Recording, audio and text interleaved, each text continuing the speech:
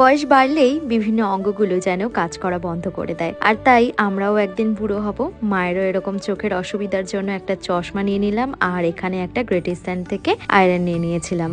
এরপর মা আর আমি 2 প্লেট মোমো খেয়ে নিয়েছিলাম, আর তারপর মধ্যমগ্রামের রাসের মেলা শুরু হয়ে গেছে। তো মাকে বললাম চলো ঠাকুরটা দেখে আসা যাক, আর তাই মেলাটাও আমাদের ঘোরা হয়ে গেল। এখানে বিভিন্ন ধরনের ঠাকুরগুলোকে খুব সুন্দর করে সাজানো হয়েছে, আর শ্রীকৃষ্ণের বিভিন্ন ধরনের লীলাগুলো কিন্তু সুন্দর করে ফুটিয়ে তোলা হয়েছে। তাই তোমাদের সাথেও একবার শেয়ার করে নিচ্ছি, তোমরাও একবার দেখে নাও। এখানে যেমন ধরো সুদামার পদসেবা, তারপরে তোমার কালিয়া দমন, শ্রীকৃষ্ণের কৃষ্ণকালী রূপ, নরসিংহদেব, ত্রেতা যুগ, এছাড়াও রয়েছে বিশ্বরূপ দর্শন, সাবিত্রী সত্যবান ইত্যাদি রয়েছে। অনেক ঠাকুরের দর্শন তো করা হলো, এবার চলো মেলা ঘুরে আসা যাক।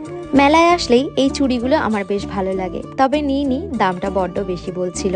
এছাড়াও ঘর সাজানোর জন্য এরকম টেরাকোটার জিনিস আর মাটির খেলনাগুলো বড্ড চোখে লেগেছিল। আর তারপর চলে গিয়েছিলাম নাগরদোলা আর এরকম ধরনের বিভিন্ন অ্যাক্টিভিটিস গুলো দেখতে, কিন্তু তবে আমার কোনোদিনই নাগরদোলা চড়া হয়নি। আমরা যতবারই মেলায় আসি না, এই পিঠেটা আমাদের খেতে খুবই ভালো লাগে, তাই এই পিঠেটা অর্ডার করে নিয়েছিলাম। এরপর বিভিন্ন ধরনের গেমস গুলো এনজয় করতে করতে আমরা কিছুটা দোকানও ঘুরে নিলাম। আর সব থেকে বেটার লেগেছে এখানে কসমেটিক্স এর দোকান, আর এখানে চিংড়ি মাছের পাপড়, আর মেলার এই জিলিপি। আর এই জিলিপি ভাজাটা দেখতে আমার বেশ ভালো লাগছিল, তাই কিছুটা জিলিপি আমরা কিনে বাড়ি চলে আসলাম। থ্যাংক ইউ ফর ওয়াচিং, আজকের মতো তাহলে টাটা।